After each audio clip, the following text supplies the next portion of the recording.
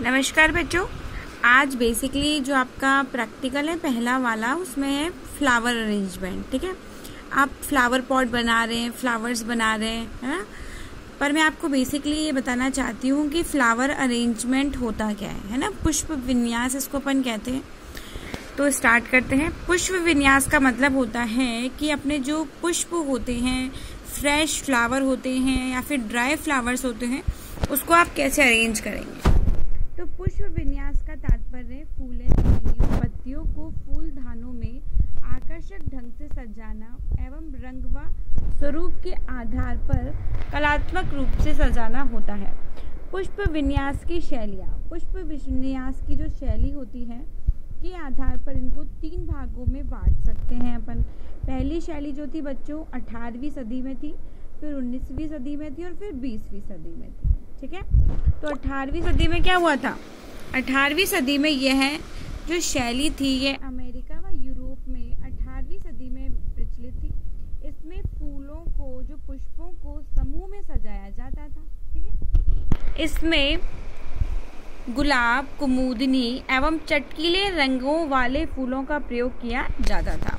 फिर 19वीं सदी में क्या हुआ, यह शैली इंग्लैंड और यूरोप के अन्य देशों में प्रचलित थी।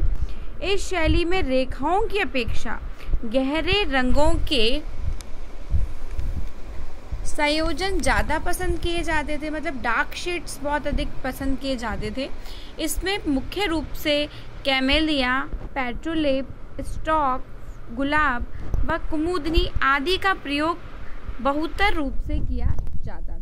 तो ये भी फ्रेश फ्लावर जो होते हैं अपने वो थे। ठीक है, अब 20वीं सदी में क्या हुआ। 20वीं सदी में प्रयुक्त पुष्प विन्यास में रेखा और रंग दोनों पर समान रूप से महत्व दिया जाता था। यह व्यवस्था सादी किंतु आकर्षक होती है व पात्र भी ज्यामितीय आकारों में रहते हैं, अतः यह ज़्यादा उपयुक्त लगती है। तो ये भी अपनी बच्चों 20वीं सदी में दी जाती है। ठीक है, अभी वेरी इंपॉर्टेंट है जापानी शैली। ठीक है, इसमें 2 प्रकार की शैलियाँ होती हैं। फर्स्ट होती है इकेबाना और सेकंड होती है प्यारे बच्चों मोरीबाना और नाजरे। ओके, तो इकेबाना क्या थी। जापान में मुख्य रूप से जो पुष्प सज्जा होती थी उसको अपन इकेबाना कहते थे। ठीक है, अब एग्जामिनर आपसे पूछ सकता है कि इकेबाना शैली कहाँ की है, तो भाई ये जापान की है। ये आपके थ्योरी के भी नोट्स हैं और ये आपके प्रैक्टिकल के भी नोट्स हैं, तो इनको अच्छे से पढ़ लीजिएगा। ठीक है, जिसका अर्थ होता है जीवित फूल। अब इकेबाना का अर्थ क्या होता है, जीवित फूल।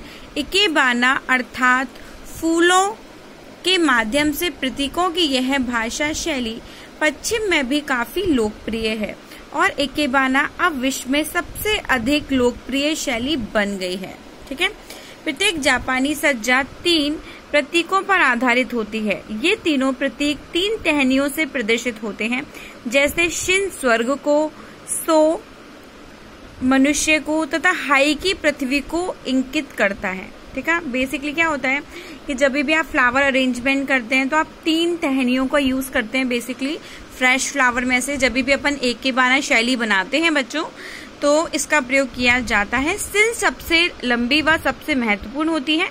यह पात्र की चौड़ाई व गहराई से अधिक लंबी रहती है। यह 90 डिग्री का कोण बनाने वाली खड़ी रेखा होती है। सो मानव जाति को प्रदर्शित करती है। यह सबसे अधिक वक्र होती है। यह अधिक वक्र होती है। इसमें क्या होता है, बहुत सारे वक्र होते हैं। ठीक है, यह शिन की 3/4 होती है। वह 45 डिग्री का कोण बनाती है। Got it. हाई की पृथ्वी को दिखाती है तथा सबसे छोटी होती है। ठीक है, यह सो की भी 3/4 होती है तथा 0 लाइन 75 डिग्री को कोण बनाती है। ठीक है, फिर है मोरीबाना और नाजरे। मोरीबाना उथले व चौड़े पात्रों में व जबकि नाजरे में लंबे पात्रों में पुष्प सज्जा की जाती है। इसमें भी इकेबाना की तरह 3 रेखाओं का प्रयोग होता है। इसमें खड़ा या कुछ झुकते हुए व्यवस्थित करते हैं। खड़ी व्यवस्था में शिन सबसे ऊंची रहती है, किंतु आड़ी व्यवस्था में सो मानव सबसे ऊंचे कोण पर स्थित होती है। ठीक है प्यारे बच्चों, अब पुष्प सज्जा के और भी प्रकार होते हैं, जो है रेखीय पुष्प सज्जा।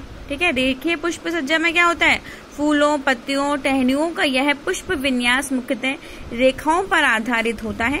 यह शैली जापान व पूर्वी देशों में मिला जुला रूप है। इसमें पुष्प टहनियों व पत्तियां कम होती हैं व इन्हें त्रिभुजाकार में सजाया जाता है।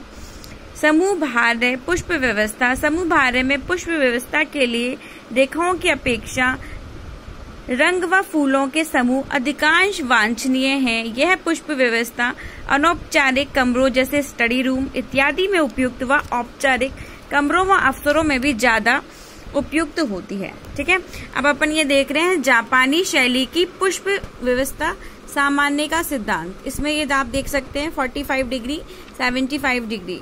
ठीक है, सामग्री से बोलते हैं डायरेक्शनल स्कोप ऑफ मटेरियल, सामग्री लगाने की दिशा। ठीक है, ये पर्टिकुलर ये है आपकी, अभी अपन ने कौन सी समझी थी, केबाना थी। तो देखो प्यारे बच्चों, ये मानव और ये स्वर्ग वाली दिखा रही है। ठीक है, तो ये पृथ्वी को इंगित कर रही है। ठीक है, तो ये इस प्रकार से ये है इकेबाना शैली। जापानी पुष्प शैली की दोनों मैंने आपको बता दी है। चलिए फिर अपन बात करते हैं, ये है समूह, है ना, समूहबद्ध पुष्प व्यवस्था।